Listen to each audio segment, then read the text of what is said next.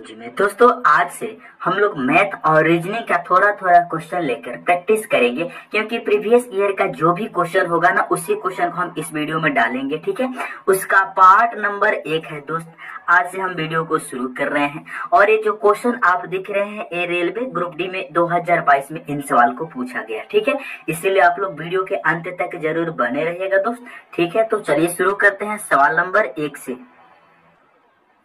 प्रश्न संख्या 1 आपके सामने दिया गया है दोस्त, ध्यान से देखेंगे मेरे दोस्त। इस क्वेश्चन में क्या बोला गया है उस बात को समझिएगा, क्योंकि एवरेज का क्वेश्चन है। अगर आपको समझ में नहीं आएगा, एवरेज ऐसे लिया गया है, समझ में नहीं आएगा तो आप इस क्वेश्चन को नहीं कर सकते हैं। प्रश्न करें, प्रत्येक 3 वर्ष के अंतराल पर जन्म लेने वाले 5 बच्चों की आयु का योग 60 वर्ष है। सबसे छोटे बच्चों की आयु कितनी है? भाई समझ में आया क्वेश्चन? आपको क्या बोला गया है क्वेश्चन में? ये बात बोला जा रहा है कि प्रत्येक 3 वर्ष के अंतराल पर, यानी हर 3 वर्ष पर एक बच्चा का जन्म होता है। एक बात बताया है कि 5 बच्चों की आयु का योग 60 वर्ष है, तो सबसे छोटे बच्चों की आयु कितनी है? ठीक है, एज एवरेज बोले उसी चैप्टर से इसको लिया गया है। भाई देखो, अगर इस क्वेश्चन में हम पहले बच्चे को मान लेते हैं कि पहला बच्चा x वर्ष का है, ठीक है, तो 3 साल के बाद दूसरा बच्चा होगा तो x प्लस 2 हो जाएगा कि नहीं? 3 साल के बाद दूसरा बच्चा होगा तो x प्लस 3 वर्ष का ई हो जाएगा। पहला बच्चा x वर्ष का है, दूसरा बच्चा x प्लस 3 वर्ष का है, हो जाएगा कि नहीं? कैसे? पहला बच्चा सबसे छोटा जो बच्चा है मान लेते हैं x वर्ष का है, ठीक है, 3 वर्ष के बाद x प्लस 3 हो जाएगा, फिर अगले 3 वर्ष के बाद x प्लस 6 हो जाएगा, फिर अगले 3 वर्ष के बाद x प्लस 9 हो जाएगा। बात समझ रहे हैं? फिर अगले 3 वर्ष के बाद x प्लस 12 हो जाएगा। होगा कि नहीं भाई? आपका आंसर होगा जी सर, बिल्कुल होगा। अब देखो, यानी कि यहाँ पर हम आपको बता दे रहे हैं 5 बच्चा हो गया कि नहीं? पहला, दूसरा, तीसरा, चौथा, पांचवा। पहला बच्चा x वर्ष का है तो दूसरा बच्चा x प्लस 3 वर्ष का होगा, तीसरा बच्चा x प्लस 6 वर्ष का होगा, चौथा बच्चा x प्लस 5 वर्ष का होगा, जो पांचवा बच्चा है ना वो x प्लस 12 वर्ष का होगा, क्योंकि 3 साल वो बड़ा है। ये हो गया 3 साल बाद। ये जो तीसरा बच्चा है दूसरा से भी 3 साल 12 हो गया, जो चौथा बच्चा है वो तीसरा से 3 साल 12 हो गया कि नहीं? अब देखो, इन 5 का योग दिया है क्वेश्चन में कितना भाई? 60 वर्ष दिया है। इन सभी को जब हम जोड़ेंगे तो कितना बनेगा दोस्त? जोड़ कर देखते हैं।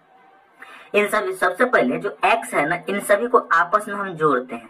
जोड़ने का भी तरीका है, जितना भी x है उन सभी को एक जगह जोड़ लो, और जितना भी नंबर है उन सभी को एक जगह जोड़ लो। तो 1 2 3 4 5 बार x है तो इसको लिखा जा सकता है 5x। इसको लिख सकते हैं हम 5x प्लस नंबर को जोड़ लो। अब तुम नंबर को जोड़ो, 3 और 6, 9 और 9 18, 18 और 12 कितना हो जाएगा? 30 हो जाएगा। यानी 5x प्लस 30 इक्वल में कितना हो जाएगा भाई? 60 की, क्योंकि क्वेश्चन में दिया है। तो यहाँ से भाई 5x बराबर जो 30 है उधर जाके घटेगा तो कितना हो जाएगा? 30 हो जाएगा, और इस 5 से 30 कटेगा 6 बार में, तो यहाँ से x का वैल्यू कितना आ गया भैया? 6 वर्ष। इस हिसाब से आपसे क्वेश्चन बोला है कि सबसे छोटे बच्चों की आयु कितनी है, तो भाई सबसे छोटा बच्चा को हमने x वर्ष माना था और x का वैल्यू कितना आ गया? 6 साल। तो आपका आंसर 6 ईयर्स यानी कि 6 वर्ष हो जाएगा करेक्ट। बात समझ में आया है कि नहीं भाई? हम उम्मीद कर रहे हैं कि आपको बेहतरीन तरीका से एक क्वेश्चन समझ में आया होगा। अगर ये समीकरण बनाना आपको समझ में आया होगा तो चुटकी बजाते ही आप इन सवाल को कर लिए होंगे। ठीक है, चलिए दोस्त, जिस बच्चों को समझ में नहीं आया है एक बार वीडियो को बैक कीजिए, फिर से देखिए। ठीक है, चलेंगे अब हम लोग नेक्स्ट क्वेश्चन की तरफ। नेक्स्ट क्वेश्चन नंबर 2 आपके सामने बोल रहा है, एक कार 4 घंटे में 350 किलोमीटर की दूरी तय कर सकती है। एक कार है वो 4 घंटे में 350 किलोमीटर की दूरी तय कर सकती है। क्वेश्चन बोला है, यदि इसकी चाल में 12.5 किलोमीटर प्रति घंटा की कमी की जाए तो 450 किलोमीटर की दूरी तय करने में कार कितना समय लेगी? बहुत ही बढ़िया सवाल है भाई, क्वेश्चन आपसे बोल रहा है कि एक कार है जो 4 घंटे में 350 किलोमीटर की दूरी तय करती है। यदि इसकी चाल में 12.5 किलोमीटर प्रति घंटा की कमी कर दी जाए तो सबसे पहले इसकी स्पीड मालूम होनी चाहिए। तो इसका स्पीड हम निकालेंगे। स्पीड कैसे निकलेगा? डिस्टेंस अपॉन टाइम से। डिस्टेंस कितना दिया है? पहली कंडीशन में 350 दिया है भैया, और टाइम कितना दिया है? वो 4 घंटा। जब हम इनको डिवाइड करेंगे तो कितना होगा? 350 को जब हम 4 से डिवाइड करेंगे तो कितना हो जाएगा? 4 8 32, 8 हो जाएगा। यहाँ जाएगा 3, 3 पे 0 हो जाएगा 30, 4 से भाग देंगे 4 7 28, फिर 2 बचेगा, एक दशमलव लगाएंगे, 2 पे 0, 4 पे 26। मेरे दोस्त जो स्पीड है वो कार की स्पीड आ गया कितना? 87.5 किलोमीटर प्रति घंटा। 87.5 किलोमीटर प्रति घंटा आ गया। बात समझ में आया? किलोमीटर प्रति घंटा। अब देखो दोस्त, आपसे आगे क्वेश्चन बोल रहा है यदि इसकी चाल 12.5 किलोमीटर प्रति घंटा घटा दिया जाए, यानी उसकी जो स्पीड है वो 87.5 किलोमीटर है। जब उसमें से हम 12.5 किलोमीटर घटा देंगे, यहाँ रफ में कर दे रहे हैं, 87.5 में से हम 12.5 घटा देंगे तो ये 0 बचेगा, 7 में से 2 जाएगा, 5 बचेगा, यहाँ बचेगा कितना? 7, यानी 75 किलोमीटर बचेगा। तो उसकी न्यू स्पीड यानी S2 स्पीड 2 कितना बचेगा भाई? स्पीड 2 जो बचेगा, उसका जो स्पीड 2 बचेगा वो कितना बचेगा? 75 किलोमीटर प्रति घंटा उसका स्पीड हो जाएगा। तब जाके क्वेश्चन बोल रहा है कि तो 450 मीटर, तो 450 किलोमीटर की दूरी तय करने में कितना समय लगेगा भाई? तो यहाँ से हम टाइम नहीं निकाल सकते हैं। टाइम बराबर डिस्टेंस अपन स्पीड। डिस्टेंस दिया है दूसरी कंडीशन में 450 किलोमीटर। 450 किलोमीटर की दूरी है, उसको तय कराना है किनसे? 75 की स्पीड से। तब जाके टाइम कितना लगेगा भैया? इनको हम काटेंगे कैसे? ध्यान से देखेंगे। 15 से काटेंगे 15 75, 15 से काटेंगे ये 30 बार में जाएगा, फिर 5 से ही कटेगा 6 बार में। तो यहाँ से भाई आपका टाइम आ जाएगा 6 घंटा। 6 घंटा ऑप्शन डी इसका करेक्ट आंसर होगा। बात समझ में आया? हम उम्मीद करते हैं कि आप इन सवाल को समझ गए होंगे, क्योंकि मेरे दोस्त ये एनटीपीसी 2021 में इन सवाल को पूछा गया था। जितना भी, बस आपको विश्वास होना चाहिए अपने भैया पे कि जितना भी क्वेश्चन इजी हो या फिर टफ हो या फिर मॉडरेट हो, जो भी क्वेश्चन हम लेते हैं सारा क्वेश्चन प्रीवियस ईयर पेपर का होता है, ठीक है। इसीलिए दोस्त आप सभी क्वेश्चन को अच्छे से पढ़ेंगे। अगर हल्का क्वेश्चन आता है तो क्या मेरे दोस्त इसका मतलब तो एग्जाम में नहीं आ सकता? बिल्कुल आ सकता है। अगर हम टफ क्वेश्चन पढ़ रहे हैं, क्या जरूरी है कि इतना टफ क्वेश्चन हमें एग्जाम में आएगा? इससे इजी भी तो आ सकता है, कहीं हो सकता है इससे भी ज्यादा टफ आ जाए। लेकिन हमको जो तरीका है सॉल्यूशन का वो न सीखना होता है, हमको प्रैक्टिस न करना होता है। बहुत सारे दोस्त कमेंट करते हैं कि भैया 2025 में क्वेश्चन नहीं आएगा। अरे यार, तुम 2025 का पीवाई की क्वेश्चन तो जाकर देखो, कितना आसान पूछा है। ऐसा थोड़ा भी है, कुछ आसान भी पूछता है। तो मेरे दोस्त आप बिल्कुल भी घबराए ना मेरे दोस्त, जितना भी क्वेश्चन है सारा का सारा पीवाई है, आप बिल्कुल प्रैक्टिस करते चलिए। चलिए दोस्त, अगला क्वेश्चन, अगला सवाल नंबर है 3। कह रहे समानांतर श्रेणी, जैसे यहाँ पर ये जो दिया गया है का 10वां पद ज्ञात करें। मेरे दोस्त मेरे भाई, आप सभी लोग क्लास 10th में इसको अच्छे से पढ़े होंगे, ठीक है, और कंपटीशन लेवल में इसको थोड़ा बहुत तो पढ़े ही होंगे। देखो, जब भी मेरे दोस्त समानांतर श्रेणी की बात होती है, जैसे यहाँ पर दिया है √2 दिया है, समझिएगा, यहीं पे समझाते हैं। यहाँ पर √2 है, अगली टर्म जो है 3√2 है, अगली टर्म 5√2 है, अगली टर्म 7√2 है।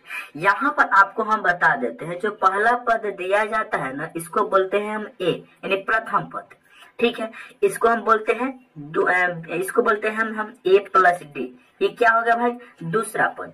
इसको हम क्या बोलते हैं? a + 2d, तीसरा पद, ठीक है। ऐसे बनाया जाता है भाई। तो सभी को हम बता देते हैं, यहाँ पर जो पहला पद है इसे a बोलते हैं। अच्छा, एक होता है कॉमन डिफरेंस, यानी सार्व अंतर, जिसे d से डिनोट किया जाता है, ठीक है। तो डिफरेंस कैसे निकालते हैं? कॉमन डिफरेंस कैसे निकालते हैं भैया? वो निकालते हैं हम a2 - a1 से। a2 क्या है? a2 जो है यहाँ पर दूसरा पद दिया है, 3√2 दिया है, इसमें से हम घटा देंगे √2 को, तो हमारा d निकल के आ जाएगा। इतना बात समझ में आ रहा है? आपसे 10वां पद निकलना है, यानी टर्म 10वां निकलना है आपको। 10वां पद निकलना, तो इसके लिए फॉर्मूला की कोई आवश्यकता नहीं है। अगर बेसिक बात आपको क्लियर है तो आप अच्छे से कर सकते हैं। कैसे? देखो, हम आपको बात को बता रहे, इसका जो 10वां टर्म होगा वो होगा a + 9d। a + 9d आपको डायरेक्ट मालूम होना चाहिए। अगर आपसे 8वां टर्म पूछता तो a प्लस 7d। अगर दोस्त आपसे पूछ लेता कि 99 टर्म बताइए, तो आपको जानते हैं क्या करना है, a में 98 को d जोड़ देना, 98 d जोड़ देना। ठीक है, इतना बात समझ में आया है तो आप इन सवाल को कर सकते हैं। देखो सबसे पहले हमें निकालना है टर्म कितना, 10वां टर्म बताना है, a 10 बताना है, टर्म 10 यानी 10वां पद बताना है। तो इसके लिए फॉर्मूला की कोई आवश्यकता नहीं है, बेसिक बात को समझिए। a प्लस हम 9d लिख सकते हैं। आप कहेंगे जी सर मेरे दोस्त यहाँ पर क्वेश्चन में तो मिल चुका है कि a के स्थान पे हमें कितना ले लेना है, 2√2 ले लेना है, बीच में प्लस। अब देखो भाई यहाँ पर आप सभी लोग बड़ी आसानी तरीका से देखेंगे कि 9d का वैल्यू हम कैसे निकालेंगे।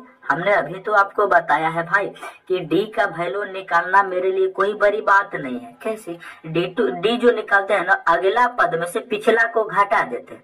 ठीक है, तो हमारा निकल जाए किसी में से, जरूर नहीं कि इसमें से। आप 7√2 में से 5√2 घटा देंगे तो भी आपका आंसर बिल्कुल सेम आना है। ठीक है, तो चलो हम d बराबर निकालते हैं कॉमन डिफरेंस, यानी कि 3√2 में से हम घटा लेंगे भैया √2। अब देखो दोस्त आपको हम बता देते हैं, यहाँ 3 गो √2 है, यहाँ 1 √2 है, तो 3 गो √2 में से 1 √2 घटेगा तो 2 को रूट बच जाएगा। आप कहेंगे जी सर अब देखो जब 2 का रूट बचेगा तो यहाँ पर हम लिख सकते हैं 2√2। अच्छा भैया यहाँ पर हो जाएगा √2 प्लस, यहाँ देखो ध्यान से 9 दूनी 18√2 लिख सकते हैं हम। आप कहेंगे जी सर अब हम इन दोनों को जोड़ेंगे तो 18√2 यहाँ पर है, 1 रूट यहाँ पर है, तो ये कितना हो जाएगा 19√2। तो आपका 10वां टर्म होगा 19√2। ऑप्शन नंबर डी इसका करेक्ट आंसर होगा। ठीक है, बहुत सारे दोस्त जो है उनको अगर कंफ्यूज है ना, जानते हैं क्यों कंफ्यूज है, क्योंकि यहाँ पर हमने इसको डायरेक्ट लिख दिया। बहुत सारे दोस्त हैं जो फॉर्मूला रटते हैं, ठीक है, सूत्र रटते हैं, तो उसके लिए बता दे कि अगर आपको nवा पद निकालना है तो इसके लिए फॉर्मूला होता है an बराबर a plus n-1 into D. इस पे भी लगा देंगे, a का मतलब हो जाएगा √2 हो जाएगा, प्लस n के जगह पे 10वां पद लिखा है तो 10 लिखेंगे, -1 लिखेंगे। d के स्थान पे कितना आया था भाई, d के स्थान पे कितना आया था 2√2 आया था। तब भी इनको आप सॉल्यूशन जब करेंगे तो 19√2 ही आएगा। तो इस फॉर्मूला के थ्रू भी आप जा सकते हैं। ठीक है, आपको 2 बात हम बता दिए, जो बात आपको अच्छे लगे उस बात से समझ, जो मेथड आपको अच्छे लगे उस मेथड से सॉल्व कर लेना। ठीक है दोस्त, चलिए नेक्स्ट सवाल। अगला सवाल काफी बढ़िया क्वेश्चन, ग्रुप डी 2022 में इसको पूछा गया। ठीक है, मस्ट क्वेश्चन है मेरे दोस्त, इस क्वेश्चन को बिल्कुल भी स्किप ना कर सकते हैं मेरे दोस्त। आपको सबसे पहले क्वेश्चन समझना है, ये क्वेश्चन जो है थोड़ा कैलकुलेटिव है, लेकिन इसको हम इतना शॉर्ट से बताएंगे दोस्त कि आपका दिल खुश हो जाएगा। आपको यकीन नहीं है तो मेरे दोस्त देख कर वीडियो देखो। देखो क्वेश्चन बोला है कि 2 मेज और 3 कुर्सियों का मूल्य कितना है, 540 रुपया।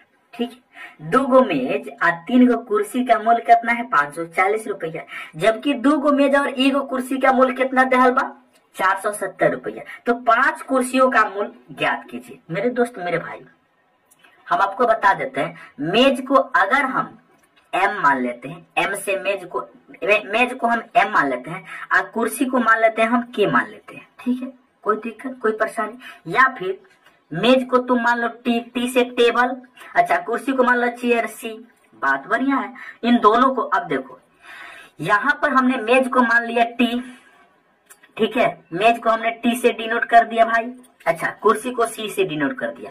ठीक है, हम मान लेते हैं कि एक मेज है, एक मेज का मूल्य t रुपया है और एक कुर्सी का मूल्य c रुपया है। तो कुल मिला के 540 रुपया उसको जब बात आया है तो ये कैसे आया है कि दो गो उसने मेज खरीदा है तो 2t हो जाएगा, क्योंकि एक मेज का जो कीमत है t रुपया है तो 2 मेज का कीमत 2 गुना t हो जाएगा।